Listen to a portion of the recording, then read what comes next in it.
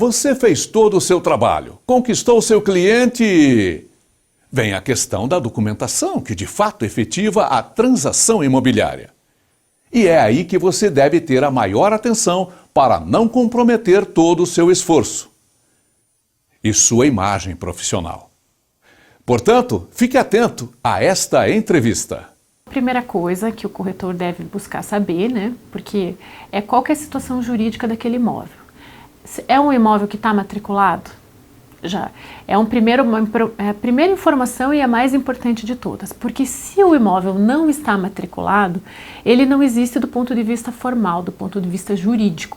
Então, a pessoa que vai adquirir um imóvel nessas condições, e existem pessoas que fazem isso, estão fazendo com bastante risco e na verdade, não seria um contrato de compra e venda, seria um contrato de cessão de direitos possessórios. Tá? Então vamos diferenciar o que são imóveis matriculados e imóveis que ainda não estão matriculados, que são aqueles imóveis que ainda estão para serem regularizados. Então, se o imóvel está matriculado, ele vai ter um número de matrícula no registro de imóveis. Pedir uma matrícula atualizada, esse é básico, porque é muito perigoso você trabalhar com uma matrícula antiga, mesmo questão de 4 ou 5 meses atrás, eu já considero que ela já pode estar muito defasada, né? Porque tem coisas que acontecem no registro de imóveis, por exemplo, uma indisponibilidade, uma penhora, são coisas que acontecem do dia para a noite. Então, assim, vai negociar um imóvel, matrícula atualizada. Faz uma boa leitura de toda essa matrícula. Se quiser ter mais uma segunda certidão, que eu acho muito importante, que os registros de imóveis aqui do Paraná normalmente emitem, é certidão de ônus. Então pede uma matrícula e uma ônus. Na matrícula, se você faz a leitura da matrícula, você consegue saber quais são os ônus, mas como existe já uma certidão feita pelo próprio registrador, que é de ônus, é uma certidão a mais, né? Porque normalmente às vezes o corretor não é uma pessoa que tem assim um vasto conhecimento jurídico e numa leitura da matrícula pode passar desavisado algum ônus. Então, essa certidão de ônus, ela é uma certidão muito válida para quem não tem esse conhecimento jurídico, porque os ônus existentes sobre imóvel vão estar constando nessa matrícula. A matrícula é como se fosse uma história, né, do imóvel. Desde o dia que ele nasceu no registro de imóveis, quando foi aberta a matrícula, quem eram os proprietários, quem comprou, quem vendeu, averbações que ocorreram nesse inteirinho. Então, você lendo a matrícula tem que ser lida do começo ao fim, né? Então, não adianta ler só aquele último pedaço. Tem que ler ela por completo. Você vai saber a cadeia dominial e saber hoje quem que é o proprietário desse imóvel. Se a pessoa que está negociando é realmente o vendedor. Se não é aquela pessoa, por que está negociando? Às vezes tem uma procuração, alguma coisa assim, você vai precisar ir partir para uma segunda etapa, que é conferir a autenticidade desta procuração. Porque a maioria das fraudes que a gente vê acontecendo em negócios que são intermediados, às vezes por corretores, é que uma interposta pessoa com uma procuração falsa está agindo em nome daquele vendedor que consta na matrícula, mas na verdade a procuração é falsa. Então a recomendação número 1, assim, receber uma procuração, tem que confirmar com o cartório que emitiu a procuração. Pode pegar a procuração e ligar no número de telefone que consta na procuração? Não pode. Porque, obviamente, a pessoa que tem essa procuração, que falsificou essa procuração, ela vai ser cautelosa, ela vai colocar o número ali que é para você telefonar. Pode conferir o selo e, o selo é válido, então tá tudo bem? Não, não é suficiente. Por quê? Porque tem casos que os falsificadores, eles copiam até os selos para inserir no documento falso, entendeu? Então, o que tem que fazer? Você tem que ligar no cartório que emitiu a procuração e falar assim, olha, eu tenho uma procuração de fulano para Beltrano, livro tal, folha tal, poderes tal. Aí o cartório que emitiu essa procuração vai poder dizer se existe essa procuração lá ou se não. A gente chama isso de confirmar a procuração. Então isso é fundamental. E por isso, como que você pode acessar o número desse cartório, o contato telefônico desse cartório? Você tem que entrar no site do CNJ, onde tem a lista de todos os cartórios do Brasil, onde tem os respectivos titulares e os respectivos telefones. Então é lá que você vai ter certeza que você está ligando para o lugar correto, né? Então isso é muito importante.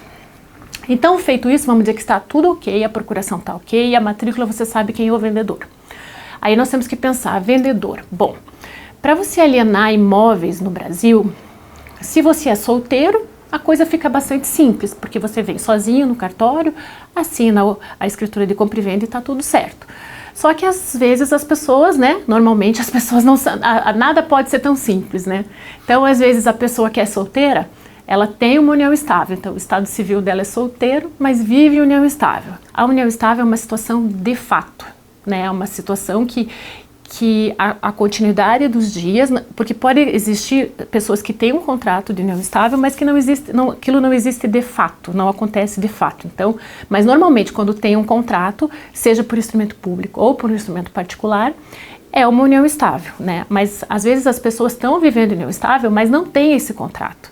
E isso não significa que elas não tenham uma união estável, elas têm uma união estável e a lei determina um regime de bens para essa união estável. Se você não tem um contrato onde você elege o regime que você acha mais adequado para a sua vida, qual que é o regime legal? Que a gente chama é comunhão parcial. Então, a primeira coisa que deve se perguntar para todas as pessoas é, de qualquer estado civil, se você é solteiro, tem união estável? Se disser que sim, você vai perguntar, essa união estável tem um contrato? Se não tem um contrato, comunhão parcial. O que significa isso? Significa que para vender esse imóvel, a companheira precisa assinar, junto. Companheiro ou companheira, sim. No estado civil de divorciado, a pessoa pode também ter uma união estável. Então, da mesma forma, divorciado, se tiver união estável, dependendo do regime de bens, o companheiro ou companheira vai precisar assinar. E existem situações que a pessoa tem um estado civil casada, mas convive em união estável com outra pessoa. Então, aí é um caso bastante delicado que o corretor vai ter que, dependendo da situação, chamar as duas pessoas para assinar o ato, porque não foi feito o divórcio, né, e a partilha de bens, às vezes esse imóvel foi adquirido quando a pessoa era casada e agora ela está na união estável que tem um regime de bens, porque o nosso Código Civil, ela permitiu que as pessoas que são casadas, mas separadas de fato, possam constituir união estável. Além disso, uma segunda parte que precisa ser verificada, uma vez que você já determine, o imóvel tá ok, não tem penhora, não tem disponibilidade, todos os vendedores, né, marido, esposa, companheiro, companheira, todo mundo assina, não tem problema nenhum. Aí a gente precisa analisar qual é essa situação jurídica desse vendedor. Por quê? Porque a pessoa que tem débitos ou que está numa situação de inadimplência, aqueles bens que ela tem, os bens imóveis, eles respondem por essas dívidas. E dependendo da situação, se ele fizer uma alienação, pode ser considerado fraude à execução. Então, por isso que a gente orienta, né, que se tire também as certidões de feitos ajuizados. Essa parte de responsabilização pelas certidões é o tabelionato que vai orientar o comprador, principalmente, né, porque é no interesse do comprador exigir a apresentação dessas certidões, né. Então, é dever do tabelião alertar para a importância da apresentação dessas certidões. Numa escritura em cartório, primeiro são duas etapas, né? Primeiro tem o processo de escrituração no tabelionato de notas e depois o processo no registro. Num primeiro momento, para você fazer a escritura, vai ter o custo das certidões, que algumas certidões são gratuitas, mas, por exemplo, matrícula, ônus e feitos ajuizados aqui no Paraná são certidões pagas. Então, depende do número de vendedores, por isso esse valor não é muito exato, né? Mas vai gerar em torno de 250, 300 reais mais ou menos essas certidões, talvez mais, se forem muitos vendedores, mais feitos ajuizados, porque é tirado por CPF, do local do imóvel, do local de residência, então é um valor que varia, né? Aí tem o emolumento do tabelionato de notas, onde a gente tem uma planilha que foi estabelecida por uma lei estadual com faixa de valores. Primeira custa que incide e que, às vezes, dependendo do valor do imóvel, pode chegar num valor bem alto, é o FUNREJUS, que é uma taxa que é paga para o Tribunal de Justiça, para custear um fundo de reequipamento do Poder Judiciário. E essa taxa, ela incide sobre o valor do imóvel, não sobre o valor do emolumento. E tem um percentual, que é 0,2%.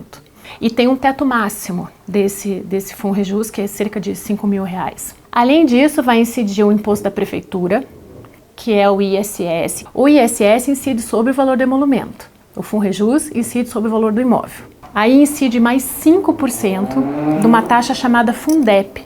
Esse 5% também incide sobre o emolumento. Além disso, nós temos a despesa do distribuidor, que assim, todos os atos praticados no tabelionato de notas de escrituras, a gente tem que comunicar ao cartório do distribuidor que teve essa escritura aqui, para que se alguém tirar uma certidão lá, apareça a existência E é um controle também, né, do Poder Judiciário para saber exatamente quantos atos lavrados nos tabelionatos. E agora a gente tem o selo. O que é o selo? O selo é do FUNARPEM. O que é o FUNARPEM?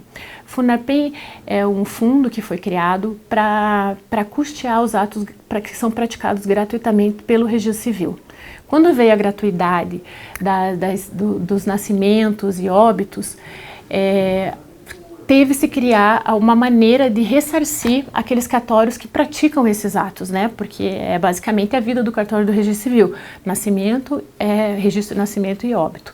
E outras certidões que o Registro Civil, né, outros atos de registro que o Registro Civil faz gratuitamente. Então, esse selo serve para custear isso. E daí as outras especialidades acabam pagando esse selo do FUNARPEM, que nesse caso, dessa escritura, vão incidir 2 selos. O selo no tabelionato de notas custa R$ 8,00. O tabelião de notas lavra a escritura pública. Essa escritura pública, né, para você adquirir o direito de propriedade, é só com o registro.